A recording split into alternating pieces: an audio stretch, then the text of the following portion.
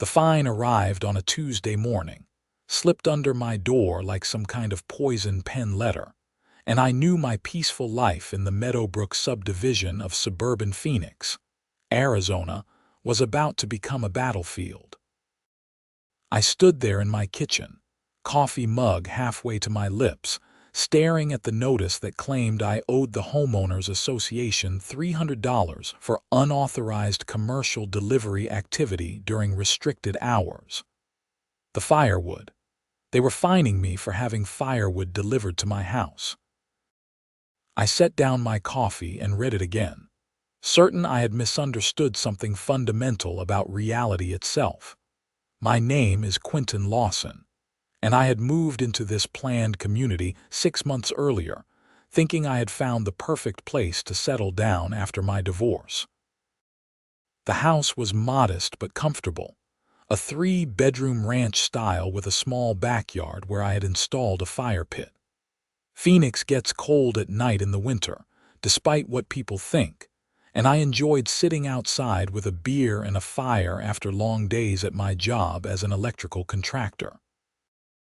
The firewood delivery had arrived at 2 in the afternoon on a Saturday, a perfectly normal time for any delivery. The notice was signed by Veronica Northfield, president of the Meadowbrook HOA, and it referenced Section 8.4 of the Community Guidelines regarding commercial vehicle restrictions.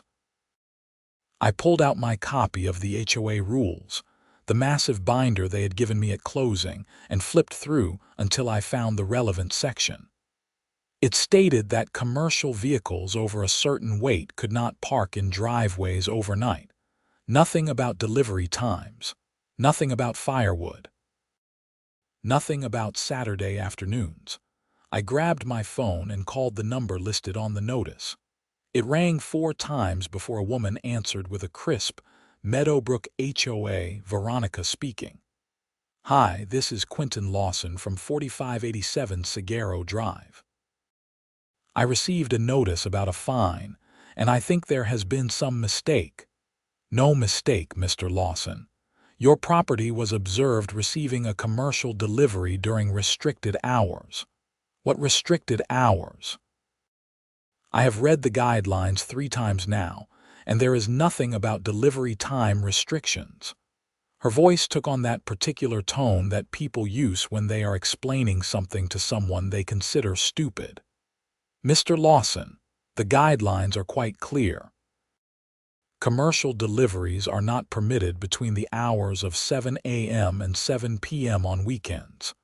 That is not in the guidelines. I am looking at Section 8.4 right now. Perhaps you should read more carefully. The fine stands.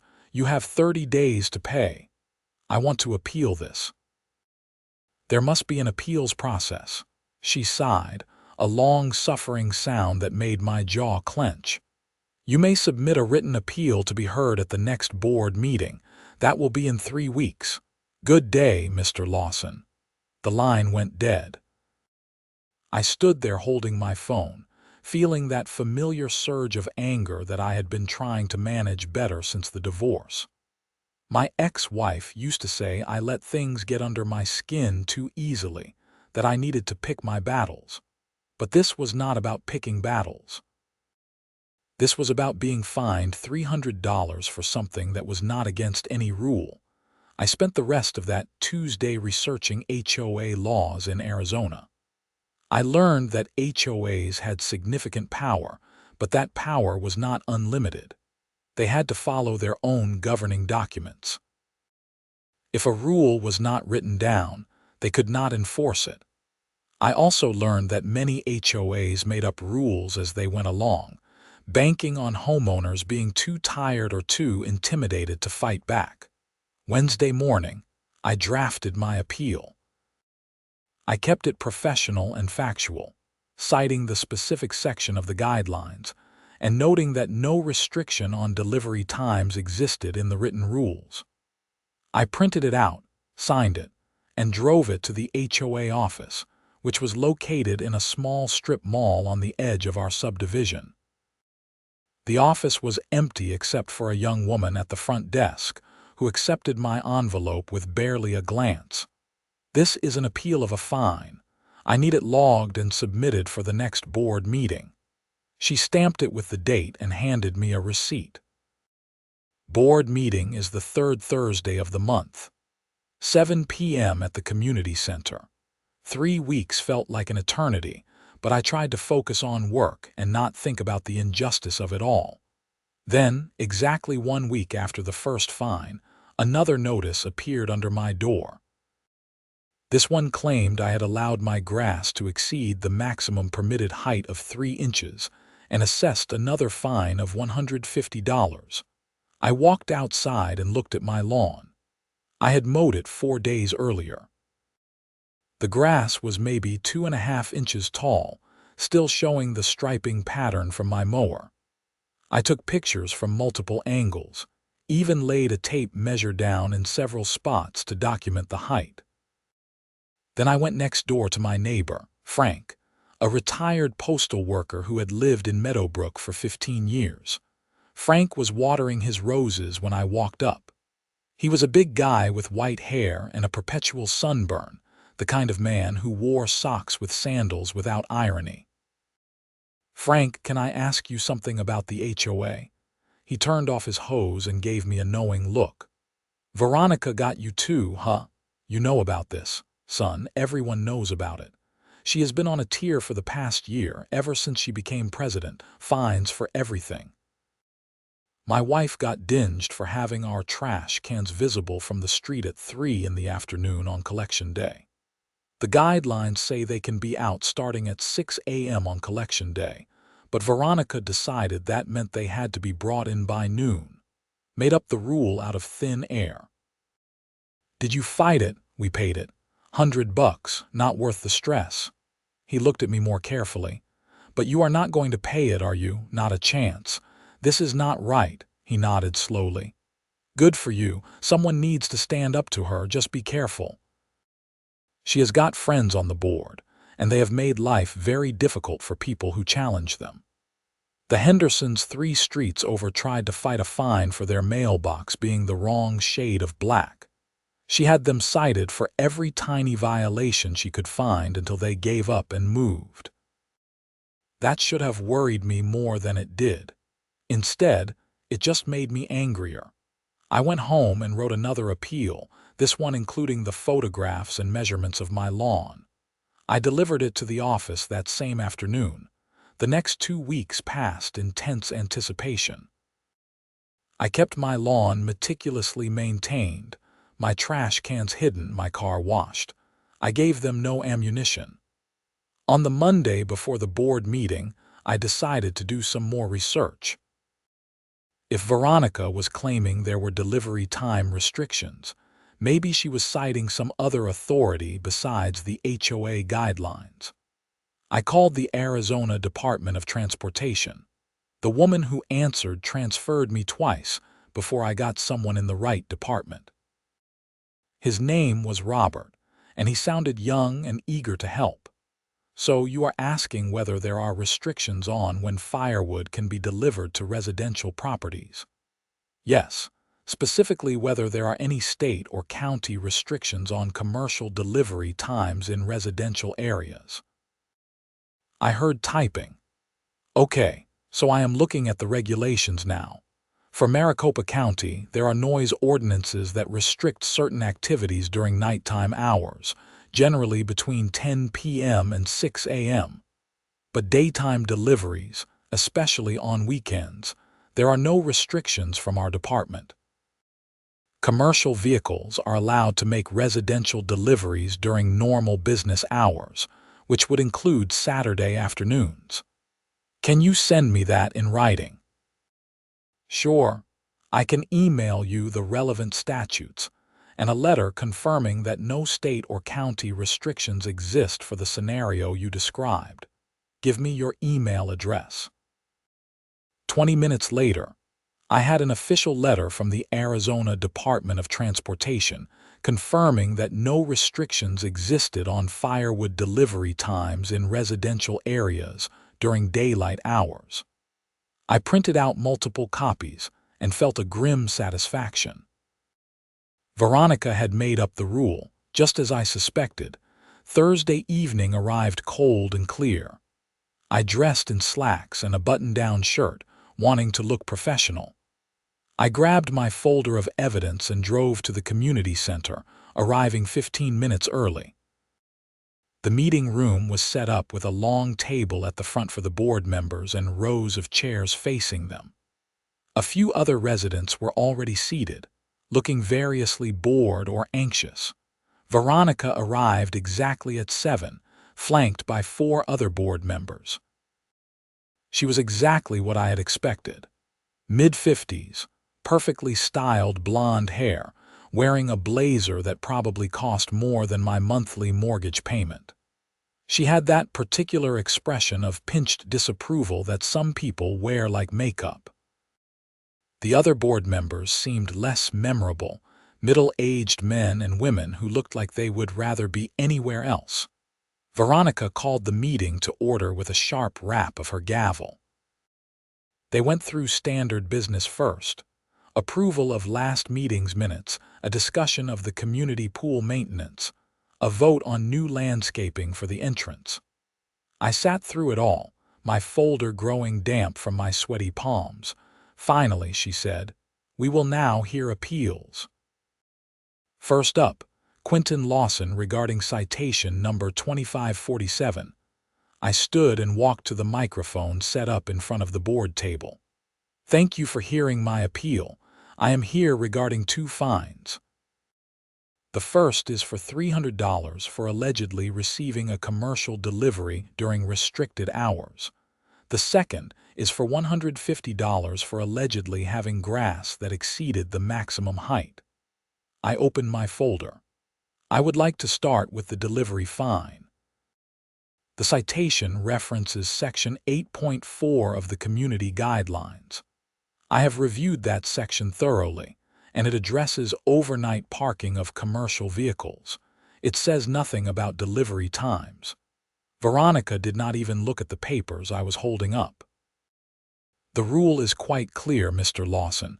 Commercial deliveries are not permitted during peak hours on weekends. That is not what Section 8.4 says. I have it right here. Would you like me to read it aloud? I am quite familiar with our guidelines. Then you know that no such restriction exists in the written rules. I pulled out the letter from the Department of Transportation.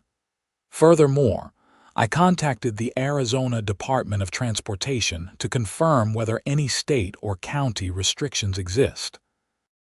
They provided me with this letter stating that no restrictions exist for commercial deliveries during daytime hours in residential areas. The delivery occurred at 2 p.m. on a Saturday. It was completely legal and not in violation of any written HOA rule. One of the other board members, an older man with glasses, leaned forward. "Can I see that letter?" I handed him a copy. He read it, then passed it to the woman next to him. Veronica's face was getting red, 2 spots of color appearing high on her cheeks. The HOA has the authority to create and enforce rules for the benefit of the community, she said. Written rules, yes, but this rule does not exist in writing. You cannot fine people for violating rules that you make up after the fact. That is not how HOAs work. That is not how any of this works. The woman reading the letter looked up. "Veronica, he is right. I do not see anything in the guidelines about delivery times. We would have had to amend the rules formally to add such a restriction." "We discussed this at a previous meeting," Veronica snapped. "Discussing something at a meeting is not the same as amending the official guidelines," the man with glasses said. "If we wanted to add a delivery restriction, we would need to vote on it, document it, and notify all residents. We did not do that."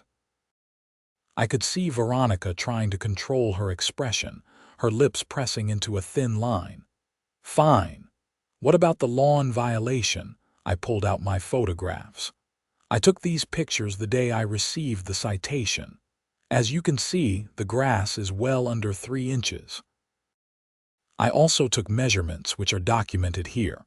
My lawn was in full compliance with the guidelines. Veronica barely glanced at the photos. Our inspector measured it at 3.5 inches. Then your inspector either measured wrong or measured a different property, because my lawn was 2.5 inches maximum. I have photographic evidence with date stamps. What evidence does your inspector have? Silence. The other board members were looking at each other uncomfortably. The woman who had spoken earlier cleared her throat. I move that we dismiss both citations against Mr. Lawson. There is insufficient evidence that any actual violations occurred. Second, said the man with glasses immediately. Veronica's voice was ice. All in favor. 3 hands went up.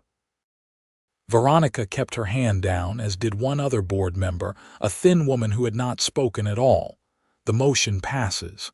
The citations are dismissed. Veronica was not looking at me. Next appeal. I gathered my papers and returned to my seat, feeling a rush of vindication. I had won. It should have felt better than it did. Instead, I felt a creeping sense of dread. Frank's warning echoed in my mind. They have made life very difficult for people who challenge them. I stayed for the rest of the meeting, watching how Veronica operated. She ruled the board with an iron fist, shutting down discussion, steamrolling over objections. The other board members seemed cowed by her, except for the man with glasses and the woman who had supported my appeal. When the meeting finally ended at 9:30, I approached those 2 board members. "Excuse me, I wanted to thank you for listening to reason in there." The woman smiled tiredly. She had curly brown hair and looked like someone's favorite aunt. "I am Dorothy. This is Glenn. We are glad we could help. Veronica has been getting out of control lately." Glenn nodded. "She is making up rules and intimidating residents. This is not what an HOA is supposed to be. We are supposed to maintain property values and provide common services, not run a dictatorship." "Is there anything that can be done about it?" I asked. Dorothy and Glenn exchanged glances. "There is an annual election for board positions in 6 months, Dorothy said carefully. "The president position will be up for re-election. If someone were to run against her with enough community support, they might win. Would either of you run?" "We have both been on the board for years," Glenn said. "People see us as part of the establishment. It would need to be someone new, someone the community could rally behind."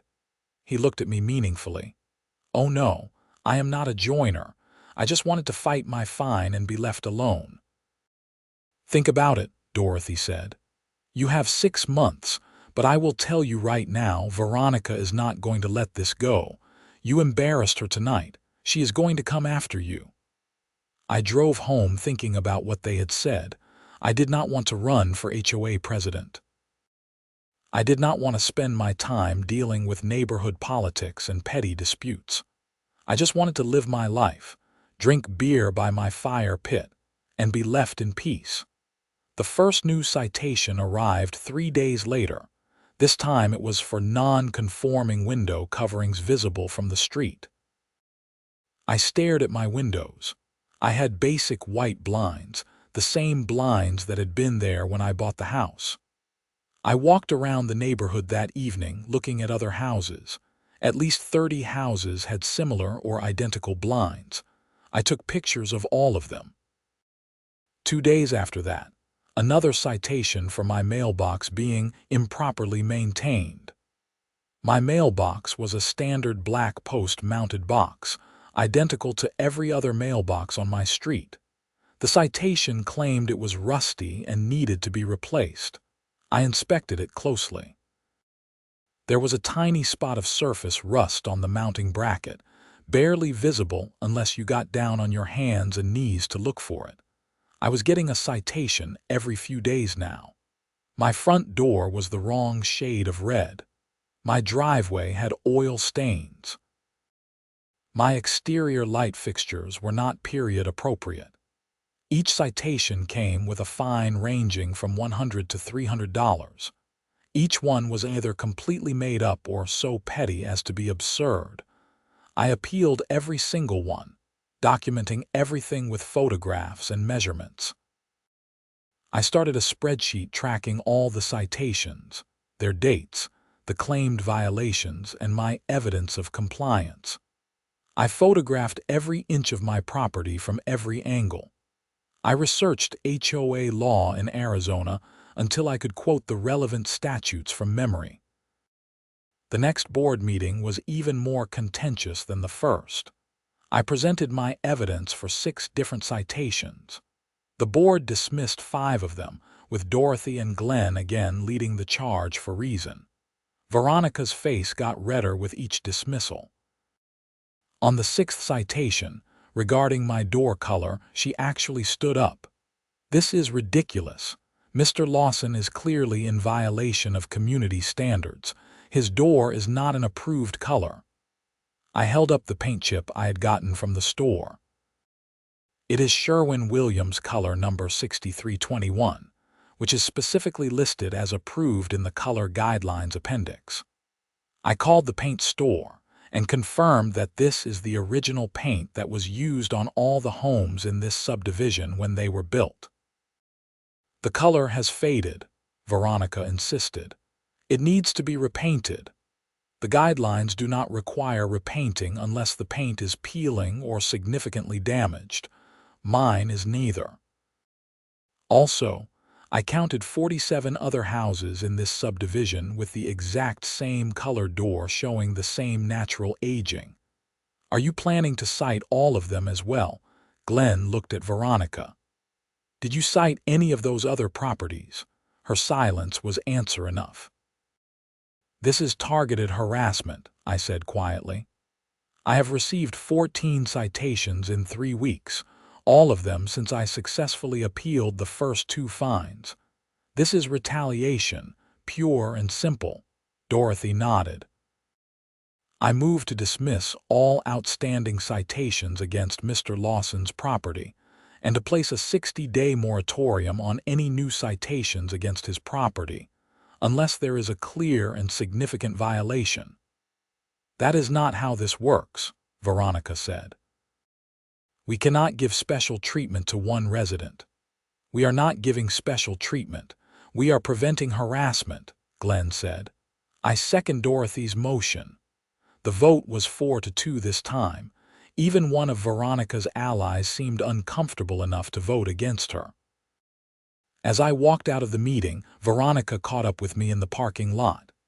"You think you are very clever, do not you, Mr. Lawson?" I stopped and turned to face her.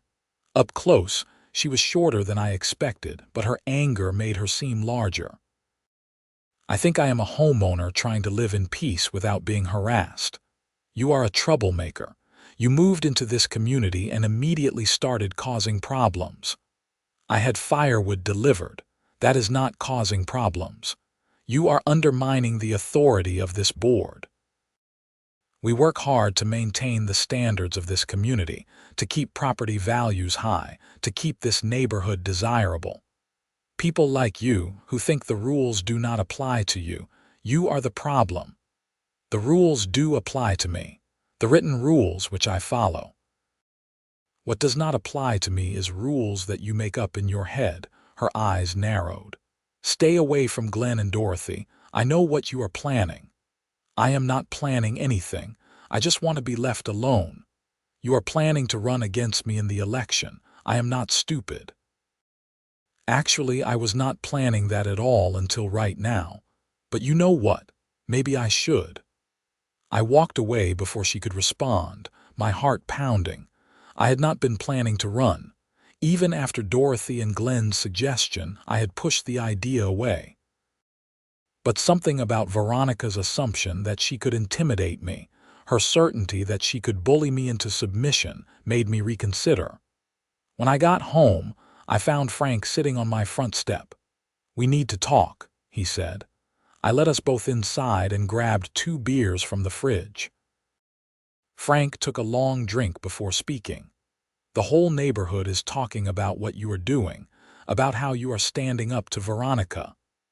I am just defending myself from bogus fines. You are doing more than that. You are showing people that she can be challenged. Do you know how many people in this neighborhood have paid fines for made-up violations just because it was easier than fighting? Hundreds, thousands of dollars. My neighbor paid $500 because Veronica said her fence was 6 inches too tall. It was not. Another guy paid $300 because his kids left their bikes on the lawn overnight. That is not even in the guidelines. So why did not anyone fight back? Fear. Exhaustion. It is easier to pay and move on, but now you are fighting and people are paying attention. There is a Facebook group for the neighborhood. It has been blowing up with people sharing their stories about unfair fines. People are angry, Quinton. They are ready for change. Glenn and Dorothy mentioned the election. Frank leaned forward. You should run. People will vote for you. I will vote for you. Hell, I will campaign for you. I am not a politician, Frank. You do not need to be. You just need to be someone who will follow the actual rules instead of making up new ones to justify power trips. That is all anyone wants. Over the next week, I thought about it constantly. I talked to more neighbors. The stories were all the same: arbitrary fines, made-up rules, intimidation tactics. Some people had documentation. Others had just paid and tried to forget about it. The more I heard, the angrier I got. The 60-day moratorium on citations against my property ended, and predictably, the very next day I received a new citation. This one claimed I had installed a satellite dish without HOA approval. I did not have a satellite dish. I had cable. The citation included a photograph of the side of my house, showing a white circle that the inspector claimed was a satellite dish. It was my electrical meter. I took my own photograph standing next to the meter with the citation in hand, making it very clear what the object actually was. Then I did something new. I posted it to the Meadowbrook Neighborhood Facebook group with a caption.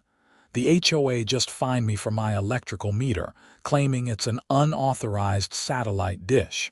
This is what your fees are paying for. The post exploded. Within hours, it had over 200 comments. People shared their own stories, pictures of their bogus citations, screenshots of their payment receipts for fines that never should have been issued. The group, which had been mostly used for lost pet alerts and garage sale announcements, transformed into an organizing platform. Someone created a petition calling for Veronica's resignation. It got 400 signatures in 2 days. Our subdivision only had around 600 homes. Veronica sent me a cease and desist letter, claiming I was defaming her and the HOA board. I consulted with a lawyer, a guy named Timothy who specialized in HOA disputes. He laughed when he read the letter. She has no grounds. You are posting factual information about citations you received. That is not defamation. If anything, you could probably sue the HOA for harassment at this point. I do not want to sue anyone. I just want this to stop. Then run for president and vote her out. That is your best option, or move. I am not moving. I like my house. Then I guess you are running for HOA president. I officially announced my candidacy 2 weeks later at a community meeting I organized at the local library. Over 100 people showed up. I kept my speech simple. I am running because I believe an HOA should enforce the rules we all agreed to when we bought our homes. Not make up new rules. Not target people for retaliation. Not turn our neighborhood into a police state. I have lived here less than a year, and I have been cited for violations I did not commit, fined for breaking rules that do not exist, and harassed for standing up for myself. If you elect me, I promise to follow our governing documents exactly as written. No more, no less. I will work to refund money that was collected through improper fines, and I will make sure this HOA serves homeowners, not the other way around. The applause was enthusiastic. People came up afterward to shake my hand, to tell me their stories, to volunteer for my campaign. Frank became my campaign manager, which mostly meant he made signs and posted constantly in the Facebook group. Dorothy and Glenn endorsed me publicly, which Veronica apparently took as a declaration of war. The next board meeting was standing room only. Veronica tried to maintain control, but every decision she made was questioned. When she proposed a new rule requiring approval for any exterior paint touch-ups, people shouted her down. When she tried to rush through a vote on a contract with her cousin's landscaping company, Glenn demanded a full financial review first. "This board has become dysfunctional," Veronica said, her voice shaking with rage. "We cannot operate with this constant questioning of every decision." "Maybe that is the problem," someone called from the audience. "You have been operating without enough questioning." The meeting devolved into chaos. Veronica eventually stormed out, and Glenn had to take over as acting chair to finish the agenda. Afterward, Dorothy pulled me aside. "Be careful." I have never seen her this angry. She is cornered, and that makes her dangerous.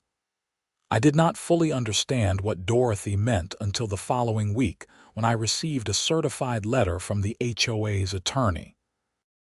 The letter claimed that I had violated multiple sections of the community guidelines, and that the HOA was placing a lien on my property for unpaid fines, totaling $4,300. $4,000.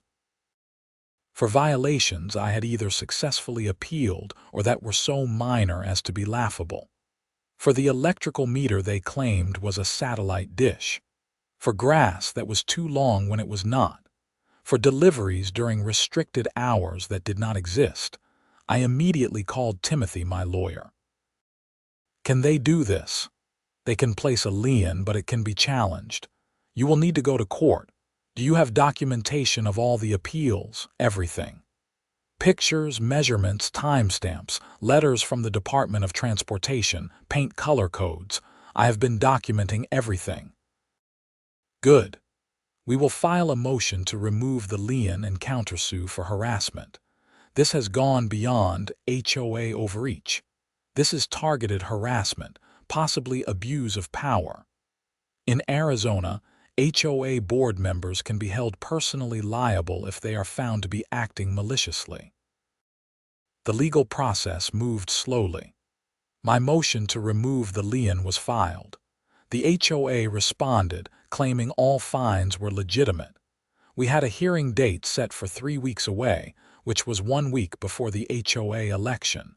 In the meantime, the campaign intensified. Veronica had decided to run for re-election, and she was not going quietly. She sent out glossy mailers to every home in the subdivision, talking about her record of maintaining property values and enforcing standards. She held a meet and greet at the community center with catered food and wine. My campaign was more grassroots. Frank organized door-knocking teams. We held backyard meetings where people could share their concerns. I created a detailed platform document outlining exactly what I would do as president. Follow the written rules, create a fair appeal process, refund improper fines, and increase transparency in board decisions. 3 days before the election, my court hearing took place. The courtroom was small, just the judge, the lawyers, and a few observers. The HOA's attorney presented their case, arguing that all fines were properly assessed according to their authority to maintain community standards. Timothy methodically destroyed their argument. He presented the photographs, the measurements, the letter from the Department of Transportation. He showed that multiple citations were for violations that did not exist in the written guidelines. He presented evidence that other properties had identical conditions, but were not cited, proving selective enforcement. He brought in testimony from Glenn and Dorothy about how the board operated. The judge, a woman in her 60s with steel gray hair, listened to everything with a neutral expression. When both sides had presented their cases, she did not even take a recess to deliberate. "I am removing the lien," she said flatly. The evidence clearly shows that the majority of these citations were either not supported by the governing documents or were applied selectively. Furthermore, the timing and pattern of these citations suggests retaliatory intent. The HOA is ordered to remove all liens from Mr. Lawson's property and to refund any money he paid toward these improper fines. She looked directly at the HOA's attorney. "I would also advise your client that continuing this pattern of behavior could result in findings of harassment and potential personal liability for board members.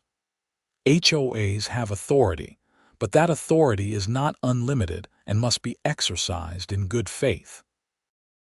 I walked out of that courtroom feeling like I could breathe for the first time in months. Timothy clapped me on the shoulder. "That is as close to a judicial smackdown as you will get. The judge was not happy with them." "Will this affect the election?" "I cannot imagine it will hurt." Word will get around. Word did get around. By that evening, everyone in the neighborhood knew about the court ruling. The Facebook group was on fire with people celebrating and sharing the news. Some people posted that they were going to demand refunds for fines they had paid years earlier. The election was held on a Saturday at the community center. Voting was open from 9 a.m. to 5 p.m. I spent the day nervously checking my phone, talking to neighbors as they came to vote, trying not to think too hard about what would happen if I lost. Frank kept me company, providing a running commentary of encouraging observations. "That is the fifth person who said they are voting for you. Mrs. Henderson just went in, and you know she is voting for you after what Veronica did to them. Oh, there is a whole family. They are definitely supporting us." At 5 p.m., the polls closed. The counting was done by 3 neutral residents who were not on the ballot, overseen by a representative from the management company that handled HOA administrative tasks. It took about an hour to count all the ballots. At 6 p.m., the results were announced. Out of 432 votes cast, I had received 308. Veronica got 124. It was not even close. The room erupted in cheers. People I barely knew came up to hug me and shake my hand. Frank was grinning like a maniac. Glenn and Dorothy both looked relieved. Across the room, Veronica stood frozen, her face pale. She turned and walked out without saying a word. My term as HOA president officially began 2 weeks later. The first board meeting under my leadership was packed with residents who wanted to see the new administration in action. I had prepared carefully, working with Glenn and Dorothy to set an agenda that would address the most pressing concerns. "First order of business," I said, feeling strange sitting in the president's chair. "I am proposing we conduct a comprehensive review of all fines issued in the past 3 years. Any fine that was not based on a clear, written rule in our governing documents should be refunded. I am also proposing we establish a formal appeals process with clear timelines and requirements for evidence." The motion passed unanimously. Veronica's 2 allies on the board had not run for re-election, and the new board members were all reform-minded. Over the next several months, we processed hundreds of refund requests. Some people got back thousands of dollars. The HOA's reserve fund took a hit, but it was the right thing to do. We also rewrote our citation process, requiring inspectors to include photographic evidence and specific rule citations. We created an independent appeals committee made up of homeowners who were not on the board. 6 months into my presidency, I received a call from Timothy, my lawyer. "You need to see this. Can you come to my office?" An hour later, I was sitting in his conference room, looking at a stack of documents spread across the table. "What am I looking at?" A former board member came to me with these financial records from Veronica's time as president. It looks like she was approving payments to vendors without proper bids, and some of those vendors were owned by her family members. Her cousin's landscaping company, her brother-in-law's pool maintenance service. She was funneling HOA money to her relatives. I flipped through the documents. The numbers were damning. Hundreds of thousands of dollars over several years, all going to companies with connections to Veronica, all without the competitive bidding process required by the HOA bylaws. This is embezzlement. It is certainly financial impropriety. Whether it rises to criminal embezzlement would be up to a prosecutor, but you should report this to the police and to the state agency that regulates HOAs. I made the reports that afternoon. The Arizona Department of Real Estate, which oversees HOAs in the state, launched an investigation. So did the Phoenix Police Department's white-collar crime unit. The investigation took months. During that time, I focused on running the HOA properly. We fixed long-standing maintenance issues that had been ignored. We negotiated better contracts with vendors through proper competitive bidding. We actually saved money while improving services. Property values in Meadowbrook started to rise as the neighborhood's reputation improved. The results of the investigation came back on a Tuesday afternoon. Detective Sarah Martinez called me at work. "Mr. Lawson, I wanted to let you know that we are moving forward with charges against Veronica Northfield. She will be arrested tomorrow morning. The charges include theft, fraud, and embezzlement. The state is also pursuing civil penalties and revocation of her ability to serve on any HOA board." How much money are we talking about? Our forensic accountants found approximately $230,000 in fraudulent payments over 5 years. Some of it can be recovered through asset forfeiture and restitution, but a lot of it was spent. The next day, news spread quickly through the neighborhood that Veronica had been arrested. Her mugshot appeared in local news articles. The story was picked up by local television stations as an example of HOA corruption. Reporters called me for comments, and I kept my statements professional and brief. We are focused on moving forward and ensuring our HOA operates with transparency and integrity. We are cooperating fully with law enforcement and will work to recover any funds that were misappropriated. Veronica's criminal case moved through the system over the following year. She eventually pleaded guilty to reduced charges and was sentenced to 2 years in prison and ordered to pay restitution. Her relatives who owned the companies were also charged with related crimes. The whole thing became a cautionary tale about HOA corruption that was cited in local government discussions about reforming HOA regulations. As for me, I served out my 2-year term as president and then happily declined to run for re-election.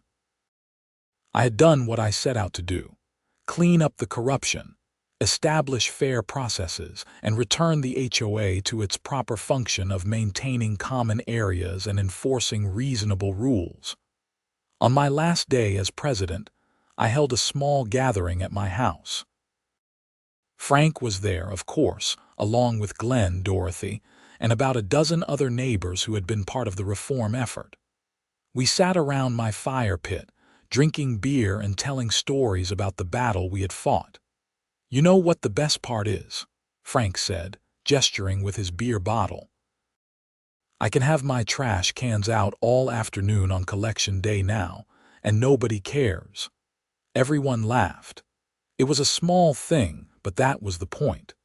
HOAs were supposed to handle small things reasonably, not turn every minor issue into a power struggle.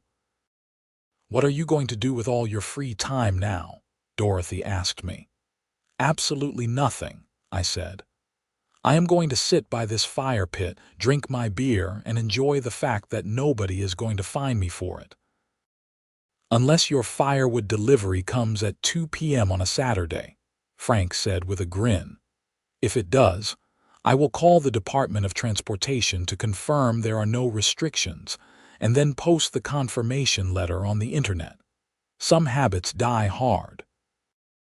As the evening wore on and my friends gradually left, I sat alone by the fire, thinking about everything that had happened. When I moved to Meadowbrook, all I wanted was a quiet place to rebuild my life after my divorce. Instead, I had gotten pulled into a battle against petty tyranny and corruption. It had been exhausting and stressful, but also strangely meaningful. Sometimes you do not choose your battles. Sometimes they choose you. And sometimes, when you stand up for yourself, you end up standing up for a whole community.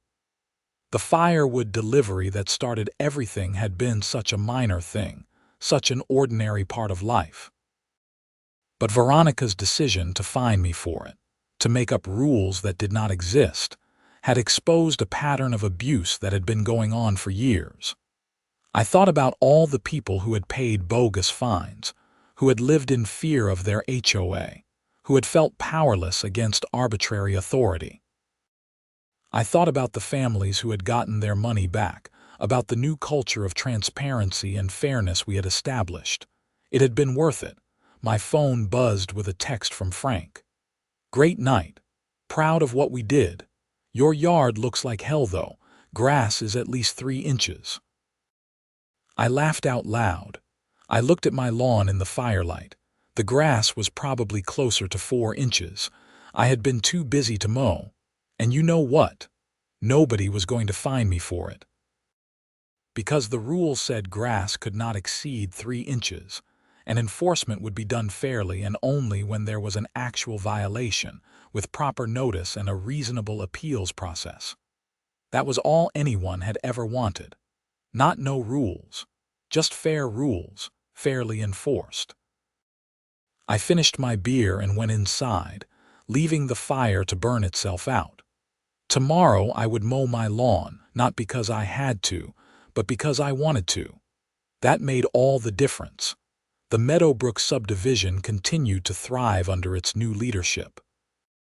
The next president was a retired accountant named Margaret who ran on a platform of continued reform and transparency. She won easily. The culture had changed.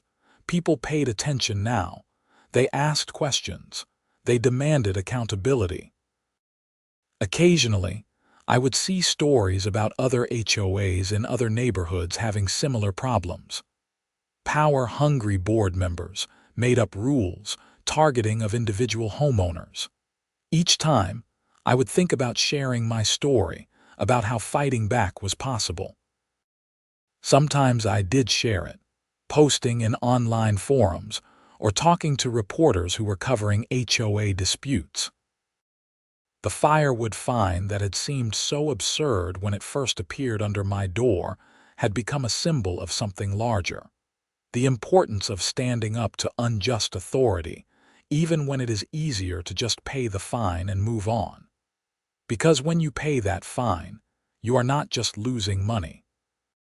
You are accepting the premise that those in power can do whatever they want without accountability.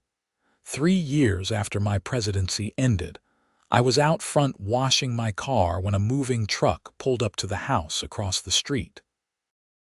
A young couple got out, looking excited and nervous the way people do when they are moving into their first house. The woman saw me and waved. "Hi, we are your new neighbors. I am Jessica, this is my husband Mark." I walked across the street to introduce myself. "Quinton, welcome to Meadowbrook." "Thanks, we are so excited. We heard this neighborhood has a really good HOA. Like they actually follow the rules and treat people fairly," I smiled. "Yeah, they do now. It took some work to get there, but it was worth it." "That is so rare." We looked at so many places where the HOA was just a nightmare. This place was different. All the reviews online talked about how responsive and reasonable the board is. Make sure it stays that way. Pay attention, come to meetings, ask questions. That is how you keep an HOA from going bad. They nodded seriously, and I could tell they meant it. That was the real victory, I thought as I went back to washing my car. Not just fixing the problem, but creating a culture where people stayed engaged and held their leaders accountable. That evening, I got a delivery. A truck pulled up at 6 p.m. on a Tuesday, delivering another cord of firewood for the winter. The driver helped me stack it along the side of my house, right where I could access it easily from my fire pit.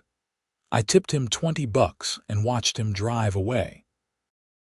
No citation appeared under my door the next morning. No fine for improper delivery times. No made-up violation to justify petty authority. Just a homeowner who had gotten a delivery and stacked some firewood, exactly as it should be. I made a fire that night, sitting in my chair with a beer and my phone, scrolling through the neighborhood Facebook group. Someone was asking for recommendations for a plumber. Someone else was organizing a community yard sale. Another person was sharing pictures of a lost cat. Normal neighborhood stuff. Boring, mundane, wonderful normal stuff. That was what an HOA was supposed to enable. A functioning community where people helped each other and took care of shared spaces. Not a fiefdom where petty tyrants could harass their neighbors and steal money without consequences. My phone rang. It was Timothy, my lawyer, who had become a friend over the years. "Hey, Quinton, I am calling because I have a potential client who is dealing with HOA issues similar to what you went through. Woman in Scottsdale, getting fined for bogus violations. I was wondering if you would be willing to talk to her, share your experience." "Sure, give her my number." "Thanks. You know, you have become the go-to guy for HOA horror stories in the Phoenix area. People call me all the time asking if I am the lawyer who represented that guy who fought the firewood fine. Is that good or bad for your practice? Very good. I have done more HOA cases in the past 3 years than in the previous 10. And most of them we win because people are documenting everything now, just like you did. You started something. After we hung up, I thought about that. I had not set out to start anything. I just wanted to live in my house and not get fined for made-up violations. But by fighting back, by refusing to accept that abuse of power was just the cost of living in an HOA community, maybe I had shown other people that they could fight back too. The woman from Scottsdale called 2 days later. Her name was Patricia, and her story was depressingly familiar. Fines for violations she did not commit, rules that did not exist in writing, a board president who seemed to have it out for her personally. "I feel crazy," she said. "Like, am I overreacting? Should I just pay the fines and move on?" "You are not crazy," I told her. "You are dealing with someone who has abused their authority for so long that they think they are entitled to do whatever they want. Here is what you need to do." I walked her through the process. Document everything. Take photographs. Get statements in writing. Research the actual rules. Contact relevant authorities when the HOA claims restrictions that come from outside sources. Appeal every citation through the proper channels. Keep records of everything. It is going to be exhausting, I warned her. They are going to escalate. But if you stick with it and you are right, you will win. The law is on your side when you are following the written rules and they are not.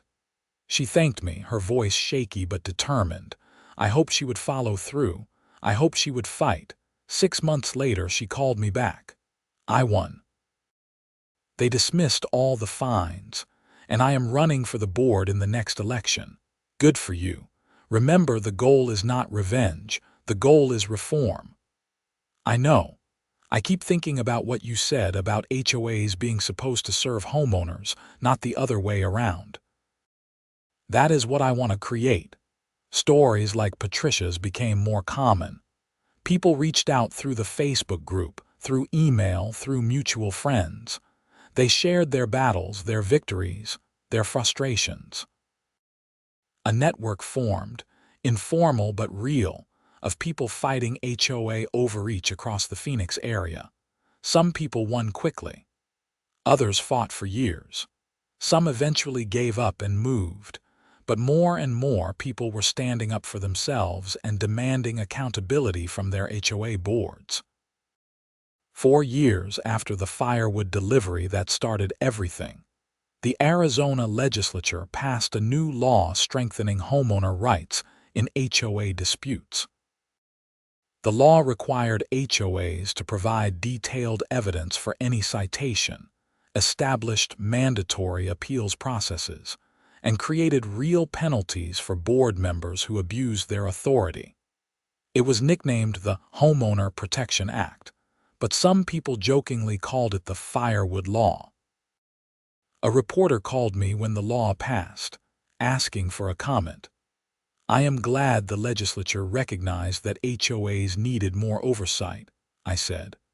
Homeowners deserve protection from arbitrary enforcement and abuse of power. This law will help a lot of people.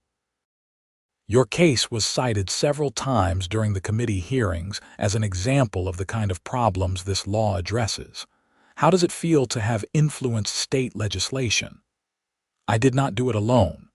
There were hundreds of people fighting similar battles, and their stories mattered too. I am just glad something good came out of what was a very frustrating experience. After the interview, I sat on my back patio, looking at my fire pit. The same fire pit that had led me to order firewood, which had led to the delivery, which had led to the fine, which had led to everything else. It was funny how small decisions could cascade into large consequences. I had rebuilt my life in Meadowbrook. My job was going well. I had good friends in the neighborhood. I had even started dating again, a woman named Rachel who thought my HOA story was hilarious. Life was good. The HOA continued to function smoothly under its reformed structure. Meetings were well attended but boring, which was exactly what they should be. Discussions about landscaping contracts and pool maintenance schedules, not battles over made-up rules and retaliatory fines. Every so often, someone would try to push through an unreasonable rule or fine someone unfairly, and the community would push back. The culture of accountability held. People remembered what had happened with Veronica, how corruption and abuse of power had festered when no one paid attention. On the 5-year anniversary of that first firewood fine, Frank organized a neighborhood barbecue. We held it at the community center, and over 200 people showed up. Someone had made a cake decorated with a picture of a stack of firewood and the words, 5 years of fair HOA leadership. Speech, someone called out and others took up the chant. I stood up reluctantly. I did not prepare anything. Just say something, Frank encouraged. Okay, 5 years ago I got a fine for having firewood delivered at 2 p.m. on a Saturday. It was ridiculous. But it led to all of us working together to create something better. The lesson I learned was not that HOAs are bad. The lesson was that any institution is only as good as the people who participate in it.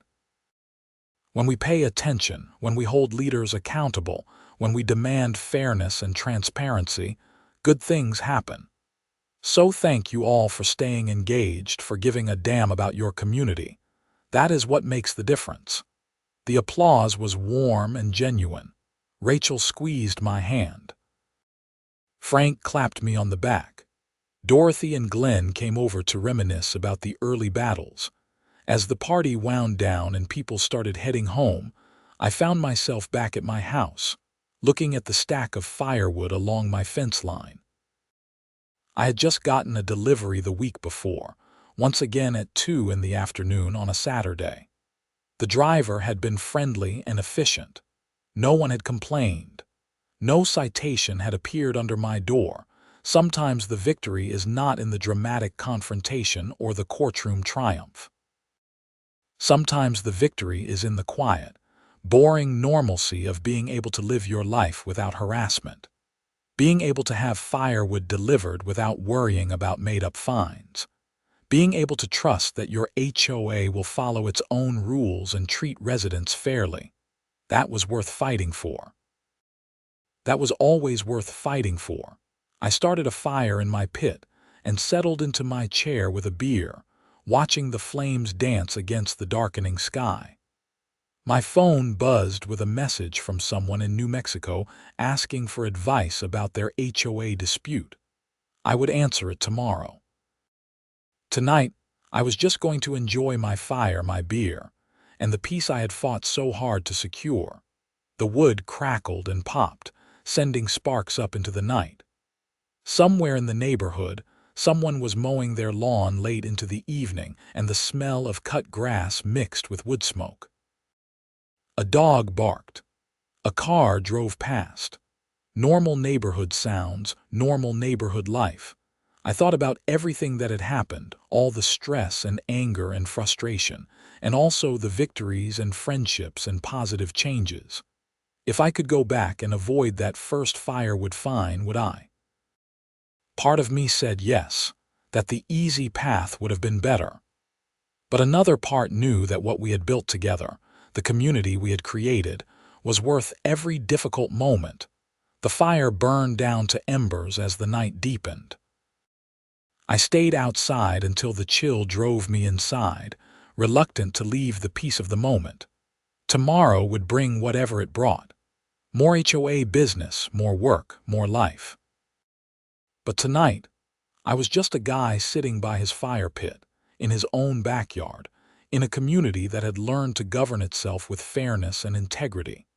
And it all started with a firewood delivery at 2 p.m. on a Saturday, a bogus fine, and the decision to fight back instead of giving in.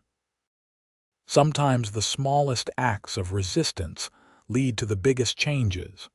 Sometimes standing up for yourself means standing up for everyone. I went inside, locked the door behind me, and slept soundly, knowing that tomorrow I could have firewood delivered at any reasonable hour and no one would find me for it. That simple freedom, earned through months of struggle, was worth everything.